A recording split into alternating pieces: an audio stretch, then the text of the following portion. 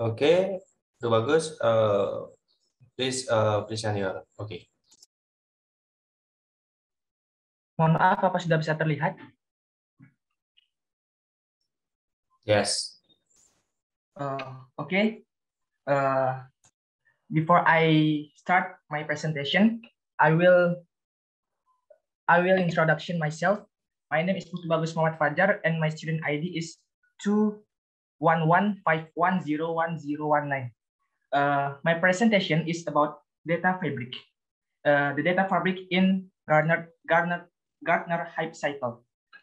So before I start my presentation, I will apologize if in my presentation I will use bahasa Jaksel. So the first of the data fabric, I want to explain about the definition. What is the data fabric? The second is the function of the data fabric. The third is risks and benefit. So, and the last is prediction in Gartner Hype Cycle 2021. So before we start our presentation, I would like to describe Claude for the first. So jadi dah semua teman-teman di sini mungkin mempelajari seputar Claude karena sempat ada seleksinya. So Claude is a technology for storing data on the internet so that accessing it can be done anywhere without the need for special hardware, which is important to be connected to the internet. Jadi Claude adalah sebuah teknologi yang menyimpan data di internet di mana aksesnya bisa dilakukan dimanapun tanpa memerlukan hardware khusus, dan yang penting adalah terkait dengan internet. Jadi Claude ini dibagi-bagi atas 3 jenis, yaitu the first is private Claude, second is public Claude, and the third is hybrid Claude. Hybrid Claude, I want to explain about hybrid Claude because hybrid Claude in my reference, dari semua sumber referensi yang saya temukan, data fabric ini sangat terkait dengan hybrid Claude karena in this era the hybrid cloud is very important in many company. Jadi hybrid cloud ini sangat sering digunakan di berbagai macam perusahaan karena hybrid cloud menyatukan 2 jenis penyimpanan, yaitu seperti private cloud dan public cloud, atau mungkin on premises dengan public cloud. Langsung lanjut ke data fabric. The first is the definition about data fabric. What is data fabric? Data fabric is an architecture and a collection of data services that provide consistent capabilities across both on-premise and multiple cloud infrastructure environments. Jadi apa itu data fabric? Data fabric adalah sebuah arsitektur atau sebuah layanan koneksi data yang menyediakan layanan konsisten dari kapabilitas dari on-premise dan juga multiple cloud infrastrukturnya. Misalnya, inilah kaitannya dengan cloud tadi, bahwasanya dia terkait dengan hybrid cloud dengan pengumpulan data-datanya tersebut, mulai dari kapabilitas dan lain sebagainya.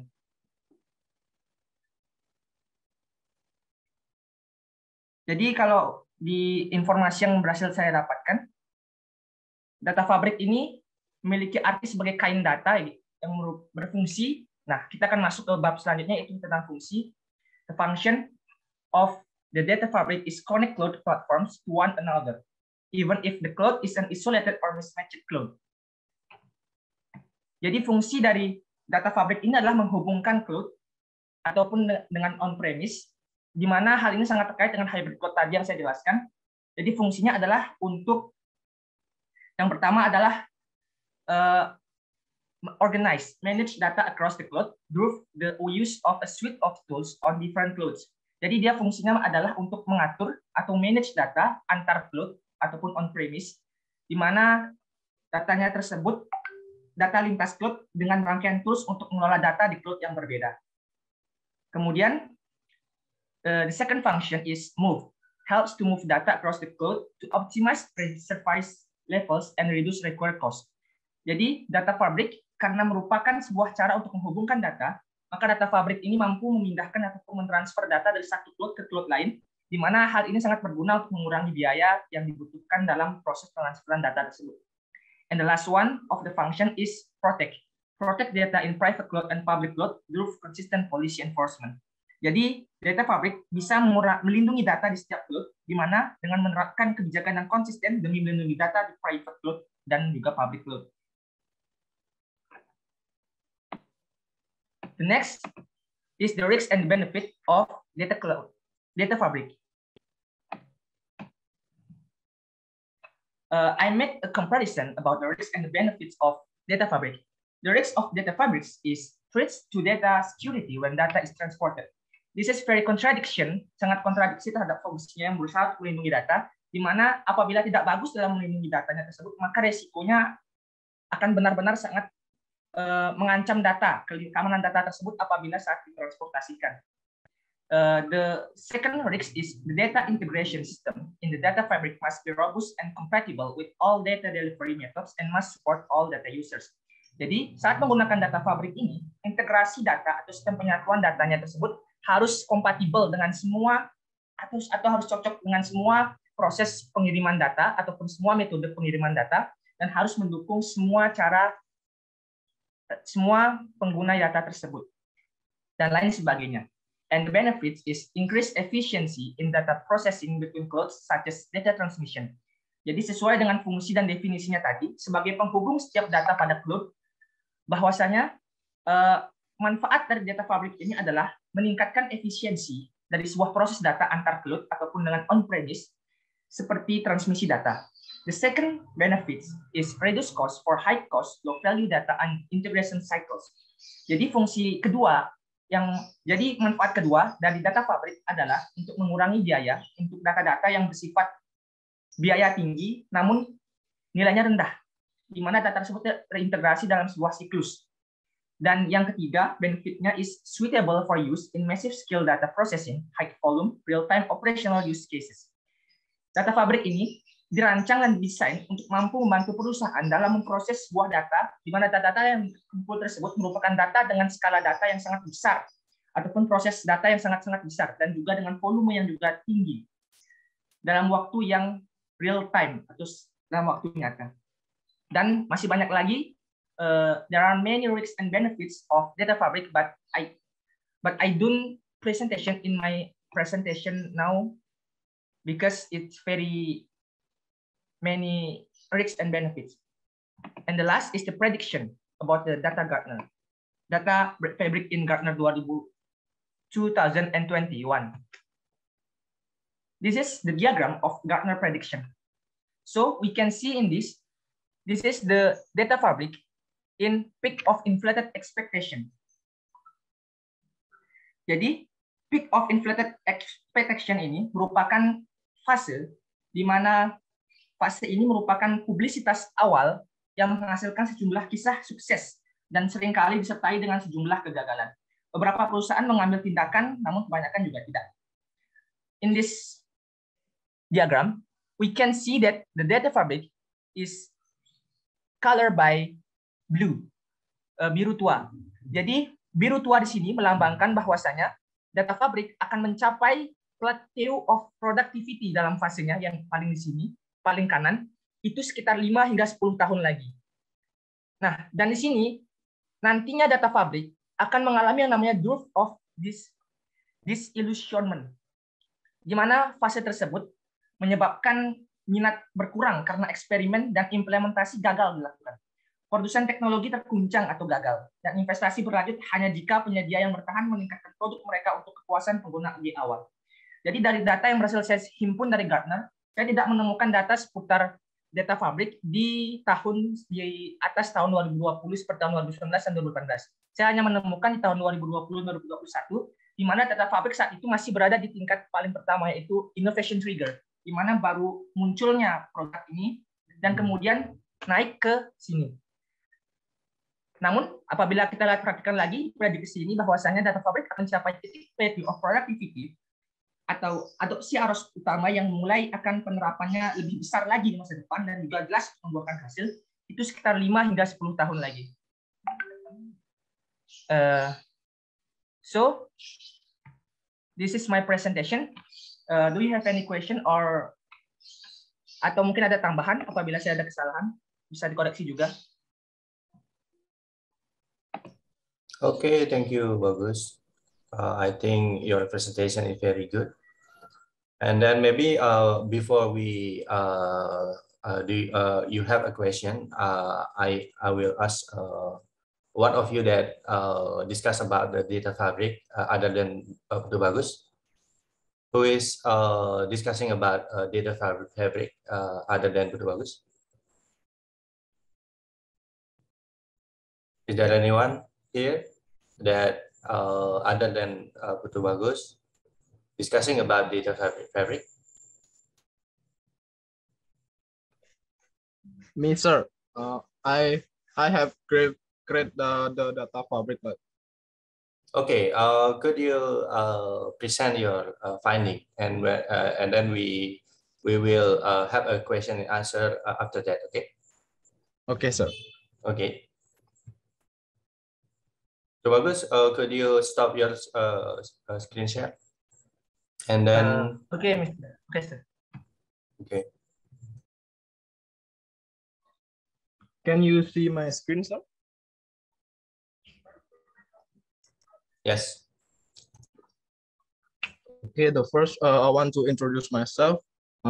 My name is Kadagos Amasa. My name is 21151011048. So I discuss about data fabric in my presentation. Okay, let's start. The first, what is data fabric?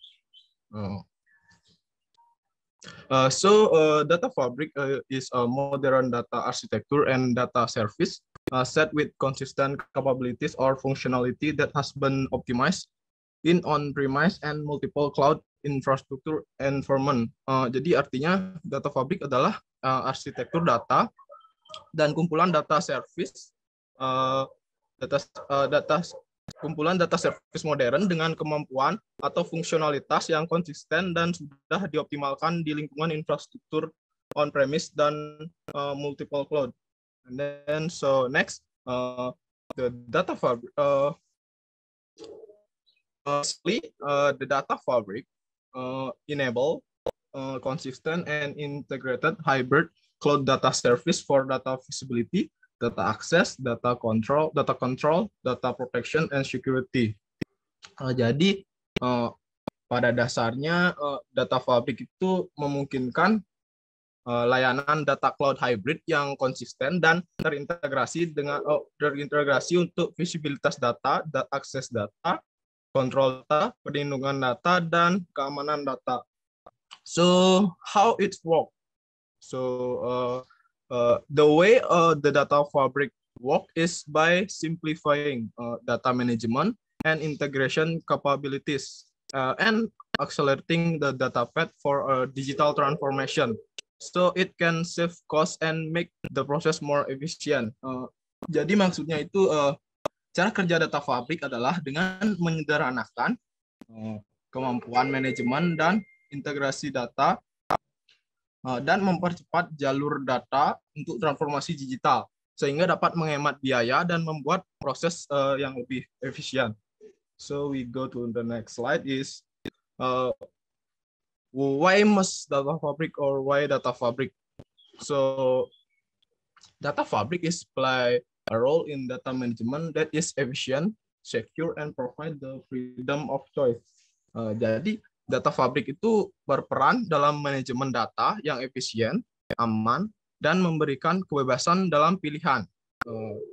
Data fabric also support data for all user and use case, and then data from any and all source, and then data covering any environment. Jadi maksudnya data fabric juga mendukung data untuk semua pengguna dan kasus penggunaan, dan kemudian ada data dari setiap dan semua sumber, dan kemudian ada data yang mencakup lingkungan apapun.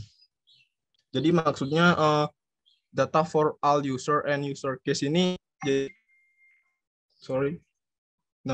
user case ini maksudnya menyediakan data yang konsisten atau tepat waktu, serta layanan yang mandiri seperti itu. Kemudian ada data from any and all source ini maksudnya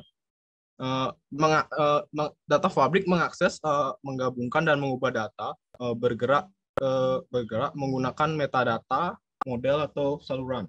Kemudian ada data covering any environment, itu maksudnya data fabric secara fleksibel menjangkau lingkungan lokal hybrid dan multi cloud yang terdistribusi. So we go to the next slide.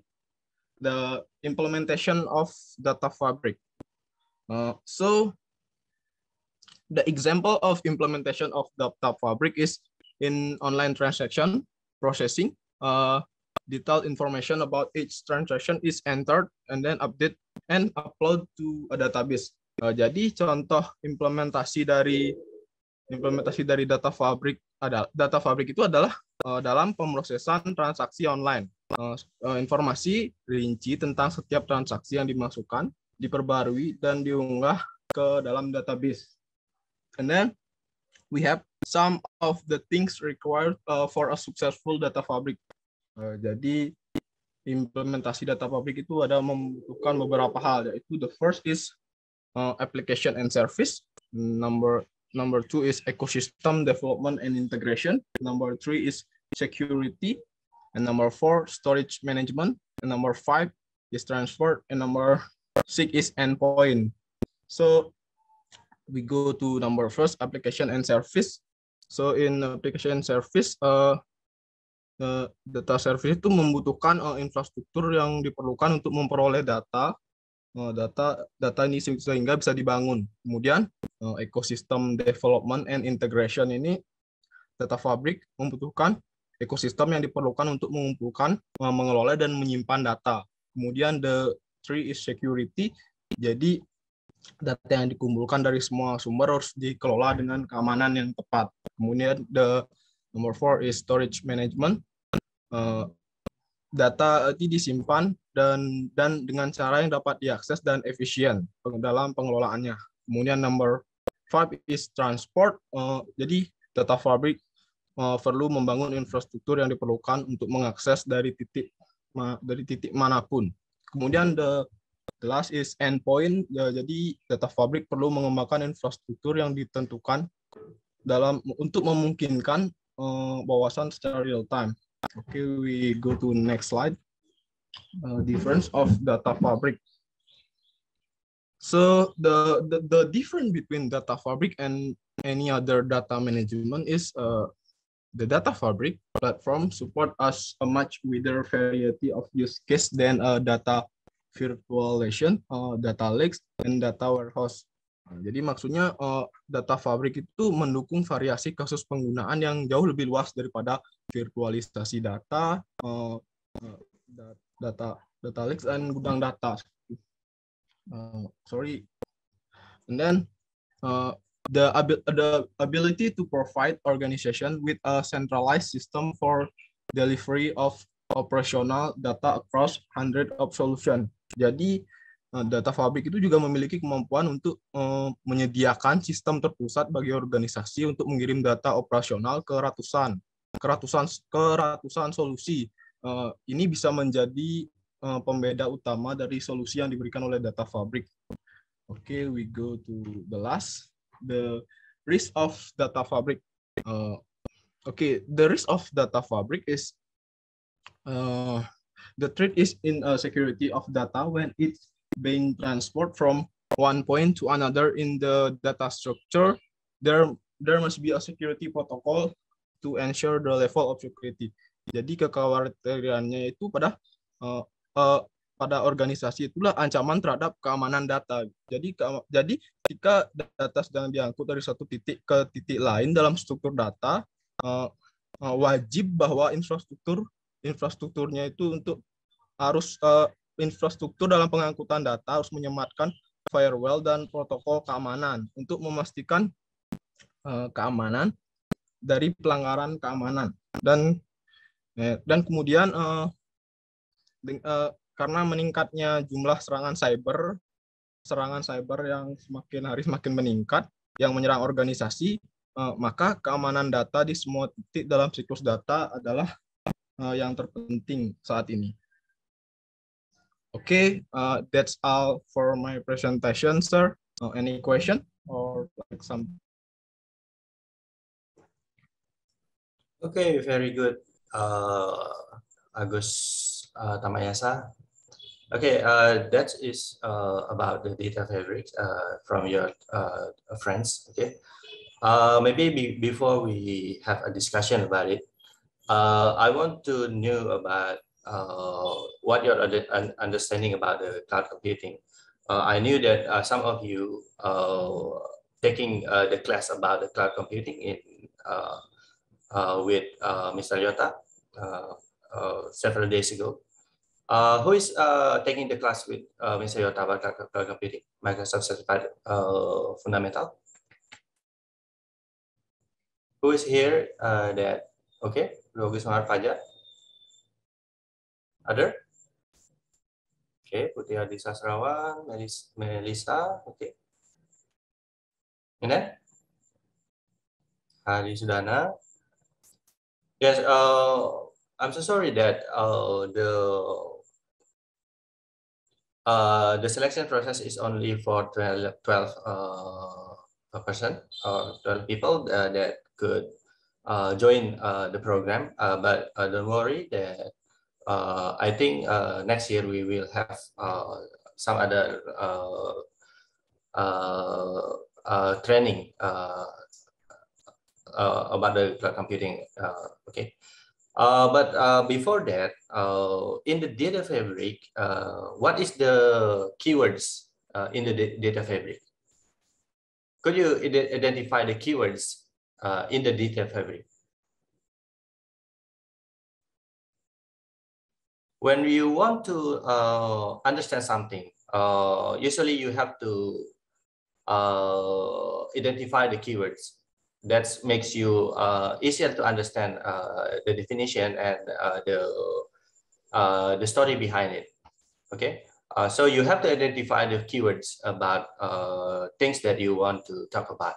And then my question is, what, in your understanding, what is the keywords that the foundation of data fabrics?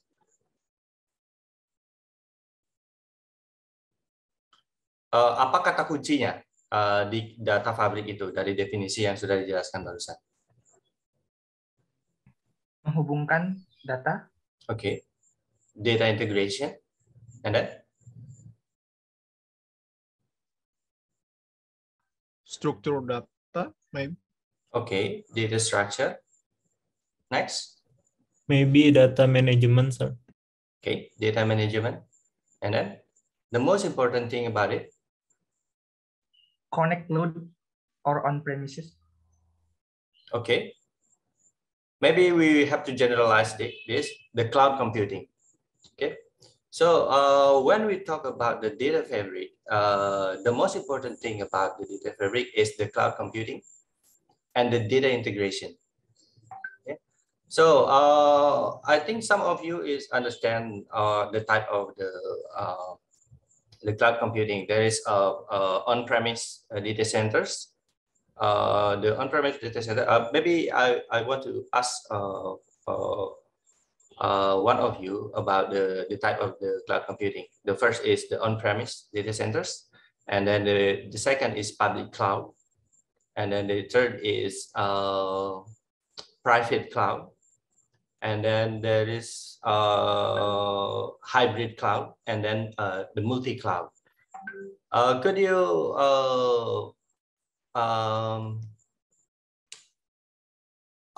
describe about the type of the cloud computing platform or cloud computing types? Who and okay, maybe other than Putu Bagus Mahar Fajar?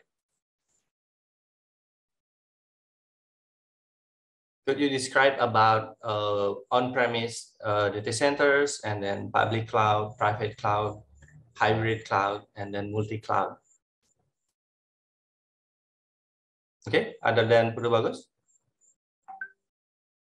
I think when you talk about cloud computing, you have to know about this type of cloud computing platform, okay? Cloud computing services. And I think when you want to take a certification about the Microsoft Azure, this type of cloud computing will be asked, and many questions about that will be asked in the exam when you take the certification. I think this week, okay? especially when you student that have chosen to have the certification.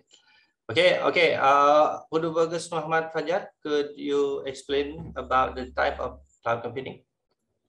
Okay, the type of the cloud computing. The first is on premises. On premises. So I want to use bahasa Jaksel. Jadi on premises merupakan sebuah cara untuk menyimpan data di mana perusahaan atau instansi terkait itu menyediakan sendiri data centernya. Jadi itu sangat tinggi biayanya, dia menyediakan semuanya termasuk servernya, dia mengatur semuanya, jadi butuh banyak staff untuk mengatur itu semua. Kemudian selanjutnya ada private cloud.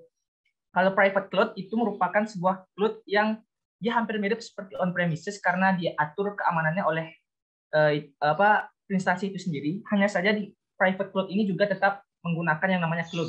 Nah, private cloud ini merupakan sebuah cloud yang memungkinkan pengaksesnya hanyalah orang-orang tertentu saja yang bisa mengakses data tersebut. Kemudian adalah public cloud. Public cloud adalah sebuah cloud di mana semua orang, siapapun mampu untuk mengaksesnya, sehingga umumnya data yang disimpan itu tidak rahasia. Kemudian data dari public cloud ini bisa diatur oleh pemerintah ya. Kayak misalnya contoh public cloud itu kayak orang akses video di YouTube mungkin, tapi videonya tuh nggak di age restricted gitu. Terus yang terakhir adalah hybrid cloud, di mana hybrid cloud ini merupakan contoh cloud yang merupakan campuran antara public cloud sama private cloud. Jadi atau public cloud dengan on premises juga bisa. Di mana hybrid cloud ini contohnya kayak misalnya di Instagram gitu misalnya. Kan kita masukin data kayak password atau username gitu. Nah, yang akses kan cuma orang-orang tertentu aja. Tapi ada juga data yang bisa diakses oleh semua orang, kayak misalnya video konten dan share di Instagram, itu kan semua bisa. Jadi dia menggabungkan public dengan private, jadi itulah hybrid cloud. Dan yang terakhir adalah multiple cloud atau multi cloud. Di sini saya agak sedikit bingung dengan multi cloud dan hybrid cloud, tapi dari beberapa referensi yang saya gunakan, multi cloud ini mungkin lebih ke public cloud dengan public cloud bisa, atau mungkin dia bisa menggunakan lebih dari satu layanan seperti menggunakan layanan IaaS atau Infrastructure as a Service dengan Platform as a Service atau mungkin dengan SaaS, Software as a Service. Itu kalau dari saya, apabila ada salah mungkin bisa dikoreksi, Pak. Okay, I think most of the explanation is correct, but some of the explanation I think is not it's not correct, okay, but most of it is correct. Do you have other student? Do you have any opinion about it? Especially that when some student that will be have certified in this week. Okay. Okay, about the cloud computing, when we talk about cloud computing, there is usually three types of cloud computing. The first is private cloud, and then public cloud, and then hybrid cloud. And then there is one the special cloud that we call the multi-cloud. Okay, but multi-cloud is usually referred to hybrid cloud too. The first one that is called the on-premise data centers. What is the on-premise data center? The on-premise data center is the data centers that only the one organization use in their organization. For example, in Unixa, we have a data centers in UPT-TIK. Okay, when you go to the UPT-TIK building, you will find the data centers. And the data center only only Unixa own the data centers. Okay, and the data is there, and the application is there, and we have to maintain the hardware, the network, the power, and so on. So all of the managing data, the application, the data centers, the infrastructure is managed by the organization. For example, is Unixa. Okay, do you get about the data center? The on-premise data center? Do you get it? Do you have a question? Yes. No, sir. Okay. Sir, I have a question, sir. Okay. So if the data center, especially about in Unixa, data center, if the server is down, it's big impact of all. Jadi kalau misalnya server data server ini down, berarti berpengaruh ke semuanya, Pak, ya? Disimpan di data center. Yes, that the hardest part about managing our on-premise data centers, because we have to set up the backup server and then the redundancy, and then we have to set up the disaster recovery and so on. So when we using the on-premise data center, we have all of the responsibility about managing the data centers is us that have the responsibility about managing all the operation of the data center. For example, when the data center is down, all the application will be down. Okay, all the data will be inaccessible, and everything the operation about the data center, you have to manage yourself, and you have to repair the data center, and you have to do the disaster recovery yourself and something like that. Okay, let alone that you have to buy the server, the infrastructure, the internet access, and so on. Including the electricity and the cooling and many other things that you have to manage your data centers yourself. Okay, that's the downside of the on-premise data centers. Okay, you get it?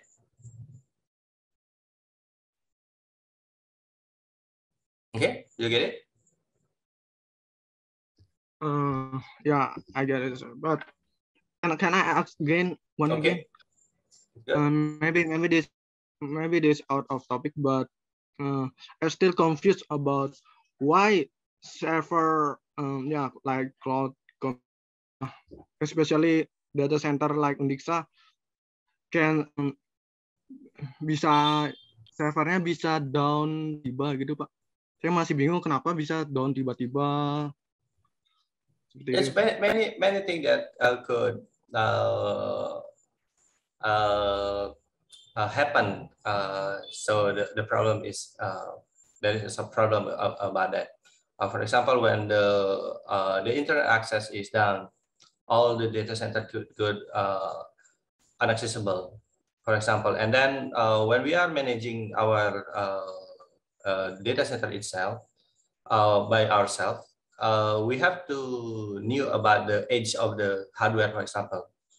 Other hardware is still capable to the workload, for example.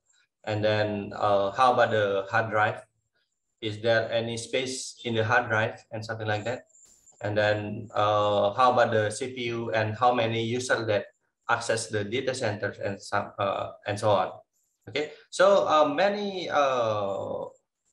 things that could be a problem when we are managing our data center ourselves. And this is very hard problem because especially in government organization like Undixa, when some of the hardware, for example, is broken, we have to, intinya adalah kita harus memesan lagi gitu ya. Tapi kan pada saat kita tahulah kalau di pemerintahan itu pada saat kita pesan itu nggak bisa langsung datang gitu kan ya. Kita harus nunggu kira-kira beberapa minggu, beberapa bulan baru datang. That's the hardest part about the on-premise data center. It's very hard to maintain the data centers.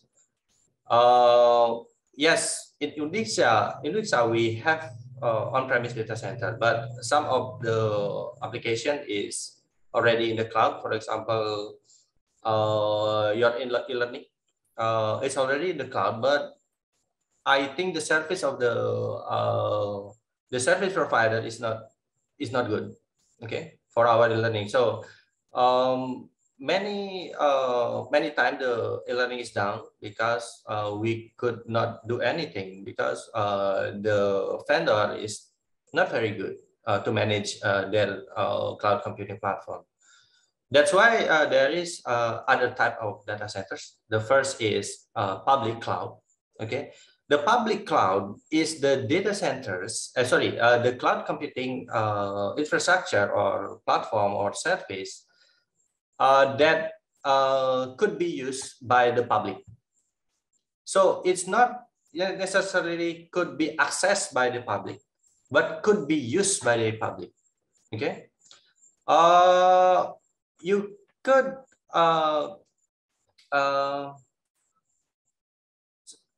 I will talk about in bahasa Indonesia. Okay, kamu bisa pikirkan seperti ini kalau public cloud itu ya.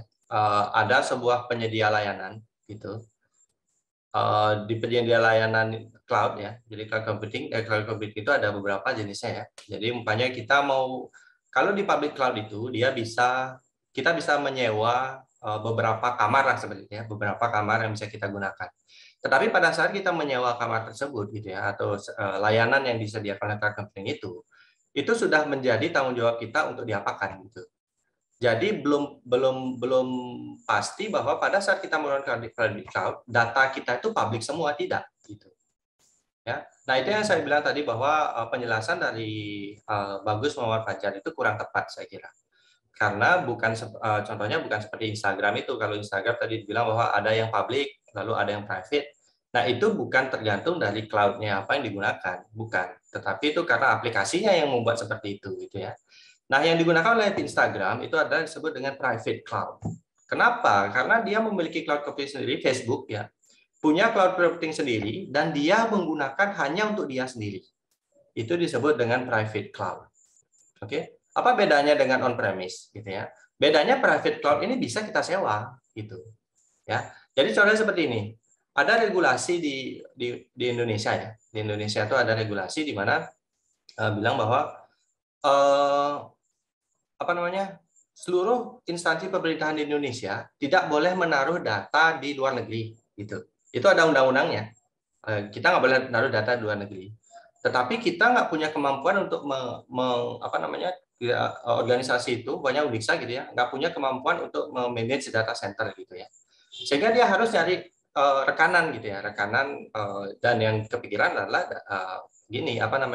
cloud computing gitu, cloud computing service gitu ya, atau vendor cloud computing. Sehingga dia akan menyewa cloud computing yang ada di Indonesia gitu. Umpamanya Google yang punya nih, Google dia punya data center, lalu dia taruh data center juga di Indonesia. Nah, itu yang kita gunakan gitu ya. Dan itu sudah disewa, dalam tanda kutip disewa oleh pemerintah Indonesia, sehingga tidak ada yang bisa mengakses itu atau tidak bisa menggunakan itu selain pemerintah Indonesia gitu ya. Jadi kantor-kantor pemerintahan itu hanya dia aja yang bisa pakai itu gitu ya. Seperti itu. Nah, itu yang disebut dengan private cloud. Dari orang lain nggak bisa gitu. Kalau public cloud, jadi kita punya public cloud contohnya adalah Google ya, Google Cloud Platform gitu umpamanya. Nah, di Google Cloud itu semua orang bisa pakai itu gitu ya. Tetapi datanya gimana? Datanya itu tergantung orangnya sekarang gitu ya. Apakah datanya itu mau dipublish? Ya boleh, nggak apa-apa. Mau ditutup juga nggak apa-apa gitu. Tetapi dia menggunakan platform publik untuk melakukan itu gitu. Nah, private cloud juga sama gitu ya. Jadi pada saat kita memiliki private cloud, di private cloud itu, umpamanya pemerintah Indonesia gitu ya, pasti ada data rahasia gitu kan.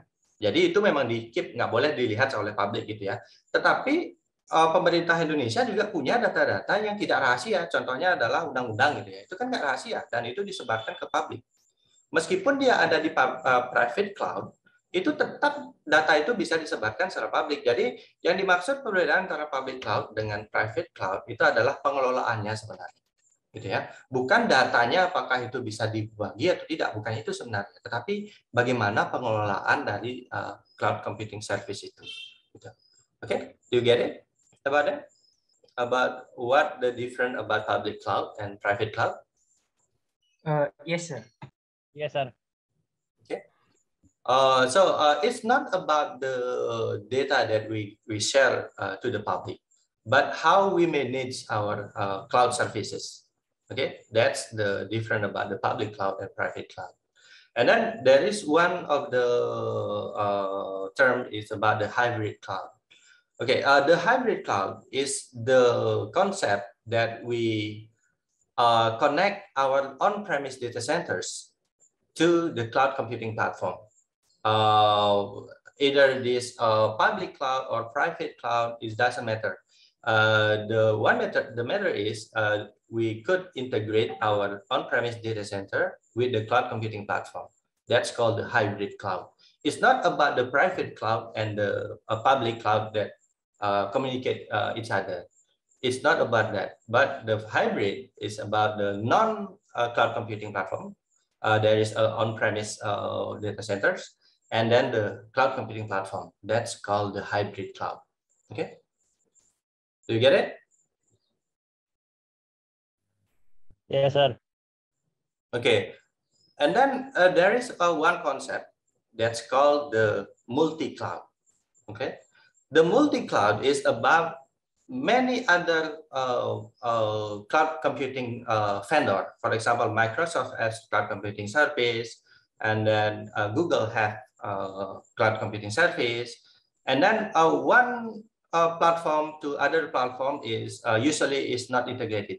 Okay, they have, for example, Microsoft has special services about data, for example, database, and then the Google has the special services about machine learning workload, for example. So some users usually want to integrate one to another. Okay, one service to another service in different set vendor. So they need to integrate the data. That's called the multi-cloud. Okay, it's between the cloud. That's called the multi-cloud. So we are using the cloud computing not only for one vendor, but with many other vendors. Okay, more than one vendor. That's called the multi-cloud. Do you get it? Yes, sir. Yeah. So hybrid cloud is about integrating the on-premise with cloud computing. Okay, and hybrid multi-cloud is about integrating many vendor of cloud computing. That's called the multi-cloud. And then what is data fabric? Okay, so do you have any question about data fabric that your friend already present about data fabric? Please ask your friend. Sir, question about that, yeah, about cloud computing. Sedikit, Pak. Boleh, Pak? Tanya. Okay, it's okay. So each part of data type is connected, Pak. Jadi banyak tipe datanya dalam cloud computing. Apakah tipe-tipe itu saling berhubungan, punya jalannya sendiri-sendiri? Jadi misalnya kalau misalnya hybrid sama private. Nah, kalau misalnya kan beda lagi untuk public. Kalau public sendiri itu misalnya ada bermasalah, apakah di hybridnya tuh juga pengaruh permasalahannya, kan? Karena mungkin bisa ditangkap pertanyaan, Pak. Yes, it's just like highway. For example, we have a highway from Jakarta to Bandung, for example. There is a highway. Okay, Jakarta and Bandung is regulated by a different organization or different government. Okay, the Jakarta government and then the Bandung government, for example. And it will be connected by the highway between Jakarta and Bandung, for example. Okay, what happened when the highway is disconnected or there is a problem in the highway? What happened when that happened? What happened to the Bandung and Jakarta? I think will be get problem. Yes, they will be get problem. Okay, so when we talk about the multi-cloud, when one of the resources or one service is down or there is a problem there, the whole process of the operation may be in fact affected by the problem. Okay, so that's why the cloud computing, there is a concept in cloud computing that called the redundancy. For example, when we have a data center, it will be copied to the other data center. So when one data center is down, the other data center will be automatically active. and then serve your service. It is not possible when we are using on-premise data center because it is very pricey. It's very expensive to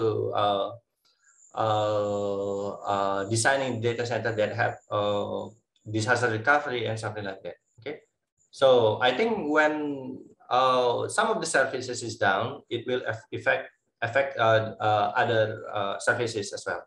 Okay, you get it? Okay, I get it. I get it, sir. Okay.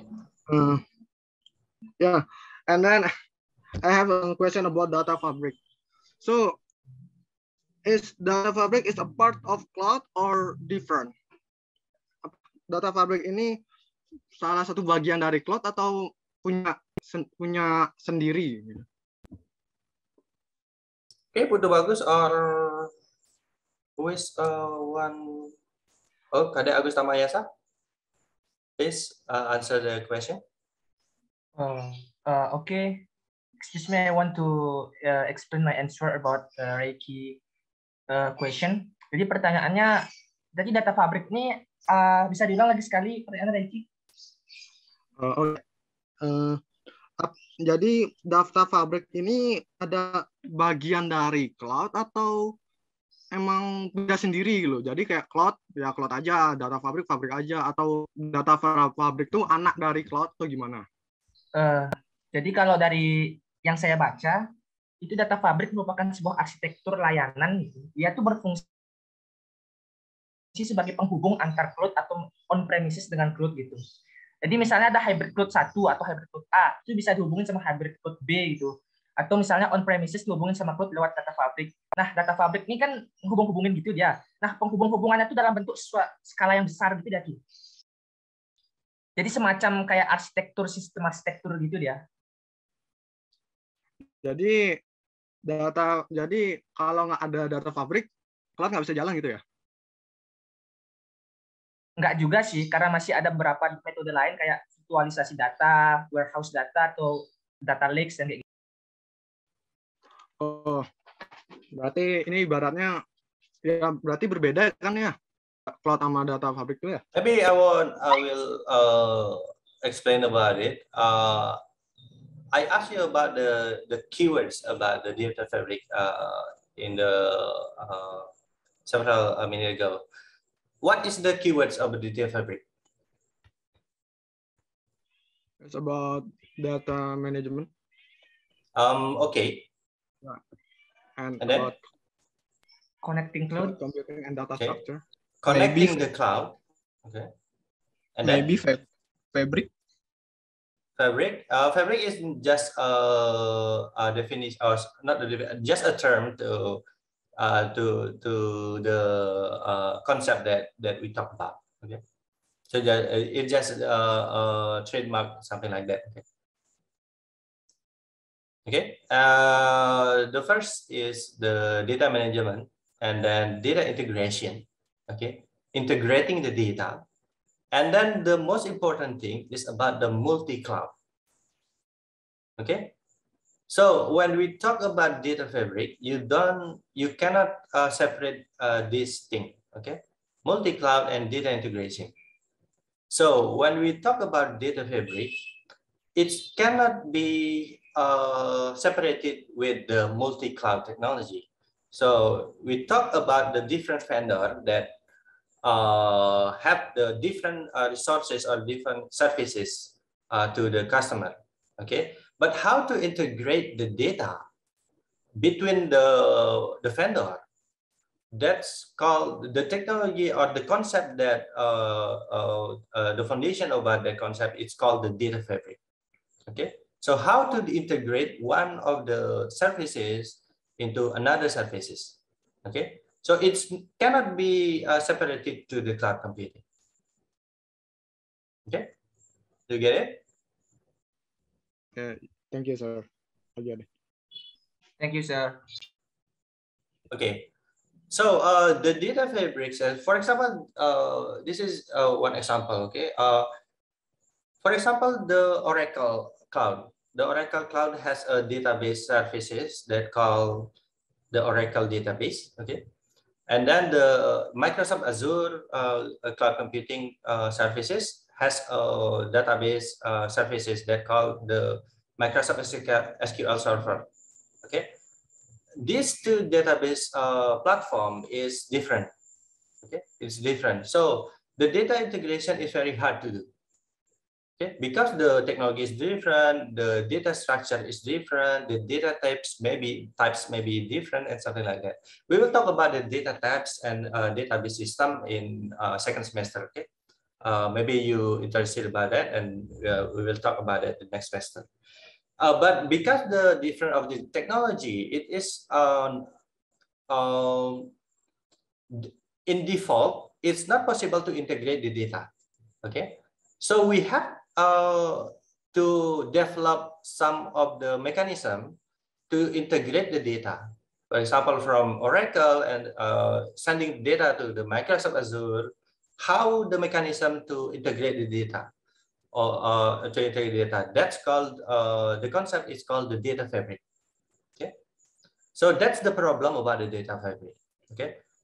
So why we are talking about the data fabric right now? Why not several years ago or a decade ago? Because the cloud computing platform is very hype now. So when we talk about the cloud computing, maybe many organizations is talking about the cloud computing platform now. For example, I think Google Cloud Services is already in Indonesia now. They have a data center in Indonesia. And then the Amazon Web Services is building the data center in Indonesia, is already began. And then the Microsoft Azure data centers will be built in Indonesia too. So why is that? Because in Indonesia, we have a regulation that told us or government organization could not send the data in the overseas. Okay, so we have to keep our data in a geographical area, Indonesia geographic area. Okay, that's why the vendor like Microsoft, Amazon Web Service, and then Google build the data center in Indonesia. I think that's a good thing because it is will be very easy to migrate our data center, on-premise data center to cloud computing. And I think in Dixa will be done that. Okay, maybe in 1 or 2 years from now, we will need some of you, okay, some of you to help us to build to migrate our data center to the cloud computing. Okay, I hope the certification, the Microsoft certification, is good for you.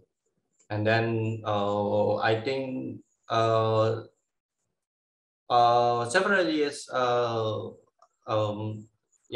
beberapa tahun yang akan datang itu tentang cloud computing itu akan banyak digunakan di Indonesia, gitu ya.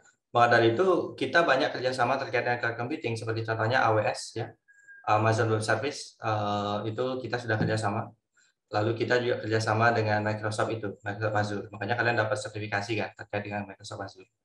Nah sebenarnya kita ingin kalian pada saat kalian tamat dari Undiksa ini, kalian sudah mendapatkan pengetahuan paling enggak, meskipun belum pernah pakai gitu ya, tapi paling enggak kalian mendapat pengetahuan tentang apa sih itu cloud computing gitu ya.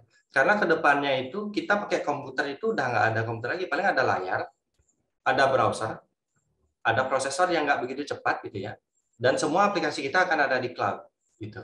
Saya yakin itu akan terjadi. Mungkin 10 tahun lagi kita udah nggak punya lagi komputer yang seperti sekarang kita punya komputer yang kita hardware-nya berat-berat gitu ya. Nanti 10 tahun ke depan hardware itu akan ringan-ringan semua. Kita tinggal membuka gini aja apa namanya web browser aja gitu ya. Seperti umpamanya sekarang kan ada yang disebut dengan Chromebook, tahu kan? Kalian tahu Chromebook?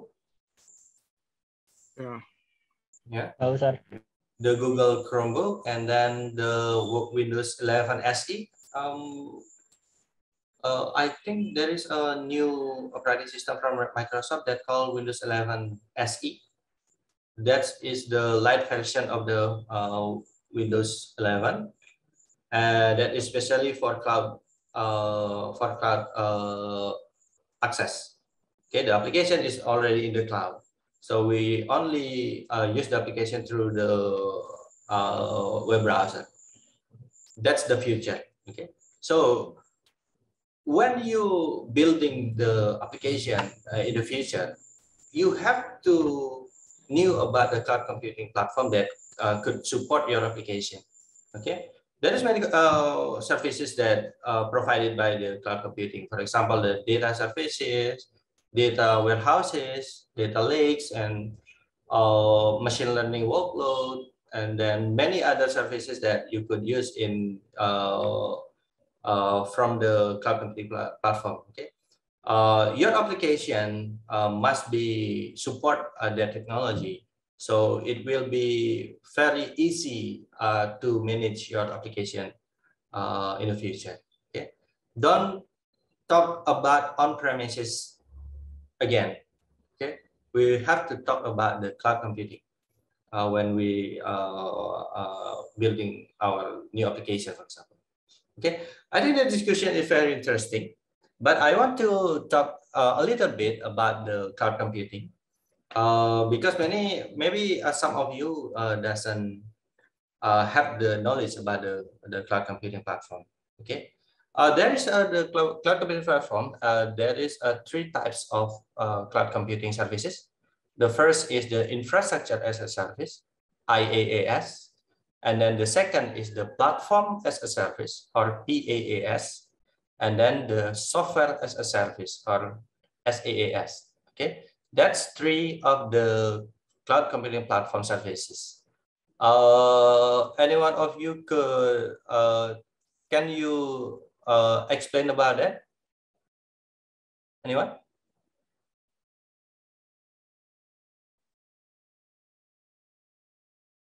Ada yang bisa memberikan pendapat? Oke, mungkin selain Putu Bagus Marwahnya adalah apa sih bedanya IaaS, PaaS sama SaaS? Apa bedanya?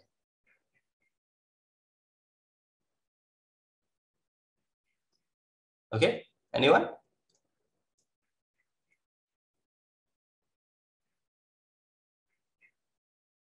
Oke, bagus. Muhammad Fajar, silakan. Oke.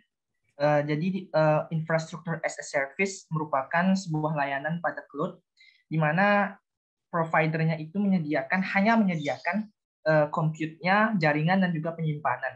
Atau dia cuma menyediakan hardware-nya aja. Tapi untuk penggunanya itu mengatur sampai ke tingkat virtual machine dan juga operating system-nya. Sementara yang selanjutnya adalah platform as a service atau PaaS. Itu hampir sekitar 80%-nya mungkin ya. Itu diatur oleh provide manager sampai ke runtime-nya juga diatur sama mereka. Dan penggunanya itu hanya mengatur di sebatas aplikasi dan juga data access-nya saja. Sementara software as a service itu merupakan yang paling sedikit jumlah hal yang bisa diatur menjadi tanggung jawab dari penggunanya itu hanya sedikit, hanya bagian data dan access-nya aja. Dan semuanya sudah disediakan, bahkan aplikasinya pun sudah disediakan oleh provider cloud-nya. Itu saja, terima kasih. Sorry, sir, your microphone is mute. Okay, I'm sorry. Okay, when we talk about the services type in cloud computing, there is three types of services. The first is infrastructure as a service, and then platform as a service, and software as a service. I think this stack, we already talked about it, right? But maybe it's a little different in here. But when we talk about the application in the computer or the servers or the infrastructure, and then the application and the platform and so on, we could see something like this. Okay, when we are using the on-premises, or we manage ourselves, our infrastructure, platform, and service, we have to manage the server, the storage, networking, the virtualization technology, operating system, middleware runtime, data, and the application. We have to manage all of it. Okay, that's why I called it, when we building the on-premise data center, is very hard to do, because we had to manage all of it, all of this. Okay, But when we are using the cloud computing services, we could choose three of these types of services. The first is infrastructure as a service. Okay, when we talk about the infrastructure as a service, the server, storage, networking, and virtualization, it's all managed by the vendor. Okay, we don't have to new or manage this service, okay, or this stack. We don't need to manage this. So when we using the infrastructure as a service, all we have to do is choosing the how many storage that we have that we want, how many CPU that we want to use, what the operating system that we want to manage. Okay, and then this will be created automatically by the services. Okay. And then we have to manage this. For example, we only have the operating system. For example, when the operating system needs to be updated, for example, the Windows, we have the Windows operating system, we have to update ourselves. Okay. But the hardware, we don't talk about it. We only update the operating system, upgrading the operating system, and so on. Okay. And then we have to install our middleware, for example, the runtime, Java or Python or something like that, the development platform, and then the server, the web server, and the database server, and so on. And then we manage the data, and when we manage the application. Okay, that's called the infrastructure as a service. Okay, do you get it?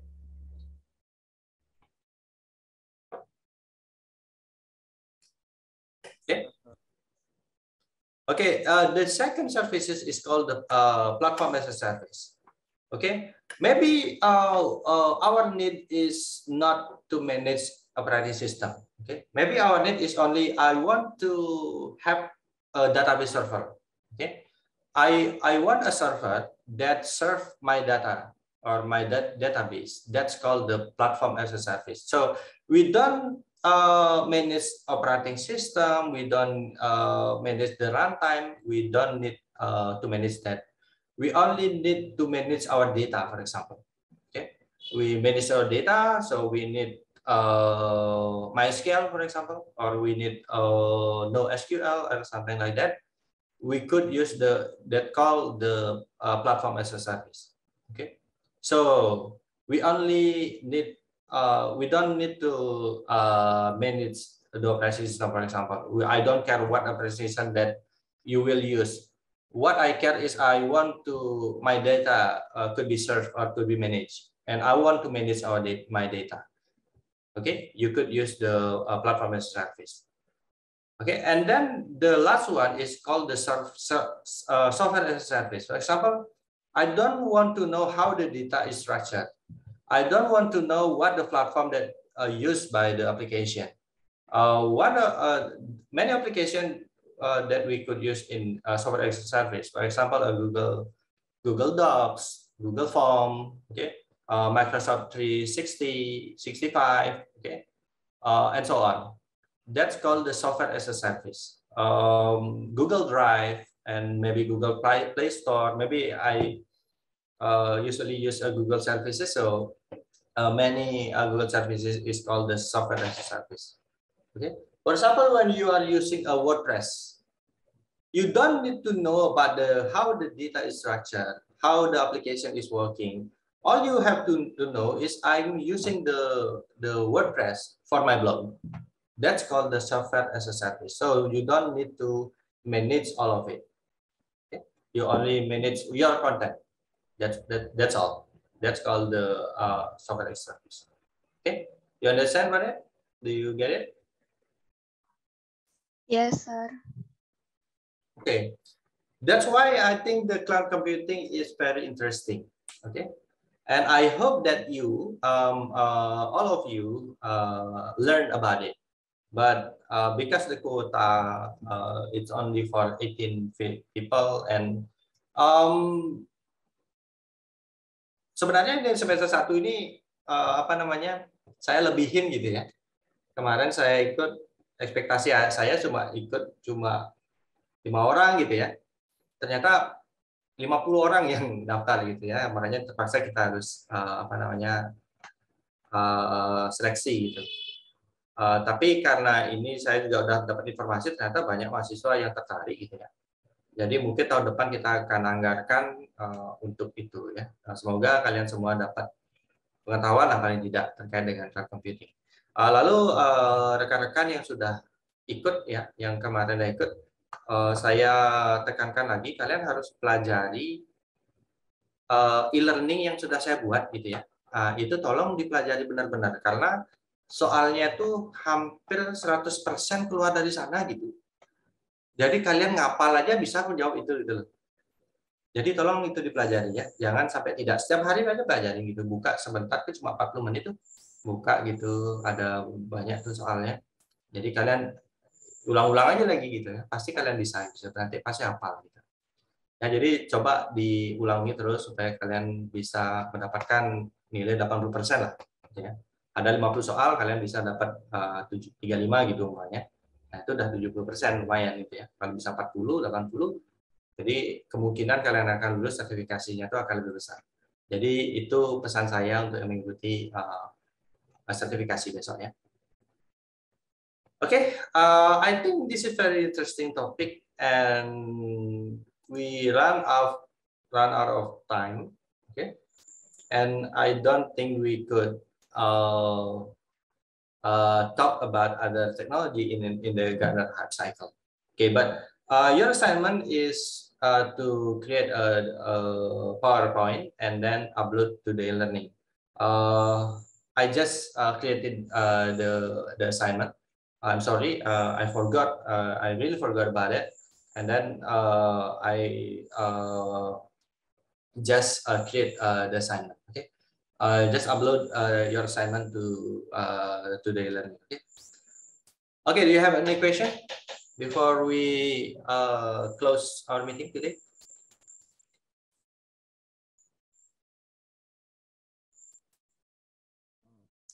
Okay, for this week, I will give you an assignment, okay, about the data, how we storytell the data. I'm sorry, I want to.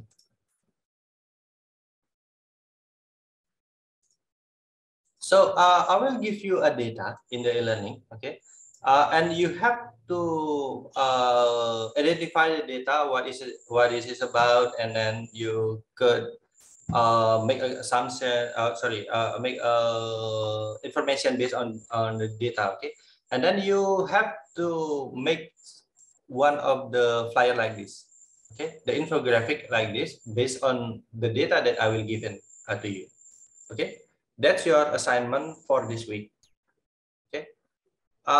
Jadi tugas kalian itu adalah saya akan memberikan kalian sebuah data ya. Jadi data itu masih data mentah dan ada beberapa dimensi di situ. Jadi contohnya ini tentang mahasiswa sih. Jadi ada IPK, lalu ada kecemasan belajar gitu ya. Lalu tentang sosial media dan lain sebagainya. Berapa lama kalian menggunakan sosial media? Coba itu diidentifikasi ya. Lalu kalian buatkan sebuah infografis seperti inilah, ya. Nggak perlu bagus-bagus banget. Yang penting yang ingin saya lihat adalah apakah kalian dapat mendeskripsikan data yang ada di sana, gitu ya, yang ada. Nah, saya minta kalian untuk buat itu. Jadi minggu depan akan kita mungkin presentasi seperti ini deh. Kalian presentasikan apa yang sudah kalian peroleh dari data-data tersebut, gitu ya, dengan desain kalian, dengan graph kalian dan sebagainya. Dan dengan bahasa kalian masing-masing. Oke, minggu depan akan kita bahas tentang ini. Lalu baru saya akan memberikan kalian sebuah materi. Saya ingin lihat sebenarnya seberapa jauh sih sebenarnya kalian paham tentang bagaimana kita membuat atau mendeskripsikan data gitu ya.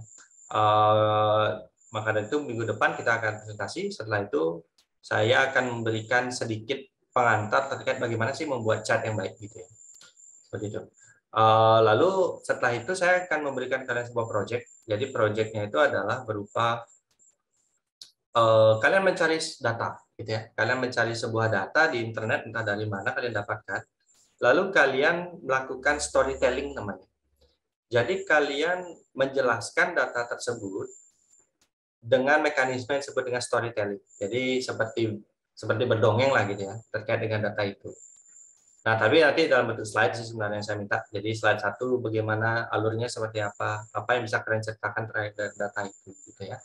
Nah, itu yang saya inginkan. Jadi untuk sekarang kalian harus mengolah data yang akan saya berikan dalam bentuk ini gitu ya, infografis. Oke.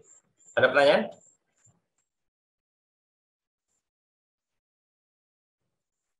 Sir, for the next project, is it gonna be personal project or a group project, sir? I think it's personal project. Okay, maybe I will consider this as a group project, but I want to know about your understanding about this first, okay? And then we will talk about it next week about the project.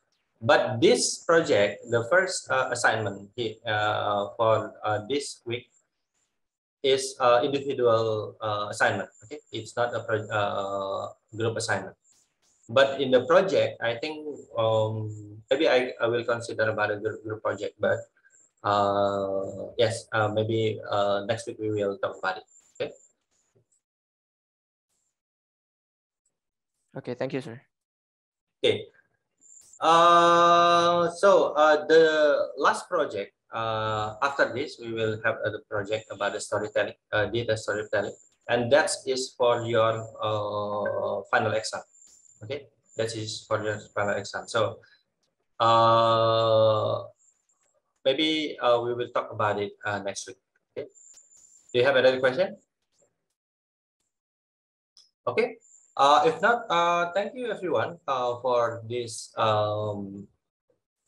lesson discussion. I like this discussion, something like this, when you ask about something about technology, and then we talk about emerging technology, something like that. It is very interesting. Okay. I hope that we could do something like this very often. Okay. Maybe not in this meeting, maybe in other occasion and something like that. I think the discussion about the technology is very interesting and will be makes your understanding or your knowledge about the technology will be better. Okay. Thank you everyone, and we close this meeting with Paramasati. Om Santi Santi Santi. Thank you. Thank you so much, sir.